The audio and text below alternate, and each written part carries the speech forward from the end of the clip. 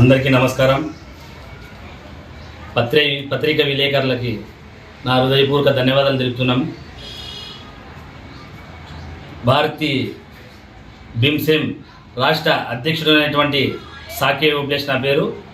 అలాగే DGP BBS ఆధ్వర్యంలో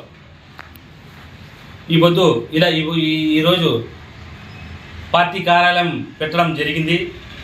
ఎందుకంటే పేదలకి చాలా ఇబ్బందులు పడుతున్నారు. వాళ్ళకి రక్షణగా మేము రెండు సంఘాలు కలిసి ఐకమత్యం కలిసి పేదలకి రక్షణగా కల్పించి వాళ్ళకి న్యాయబద్ధంగా చేస్తామని చెప్పి కోరుకుంటున్నాం. జై భీమ్, జై భారత్.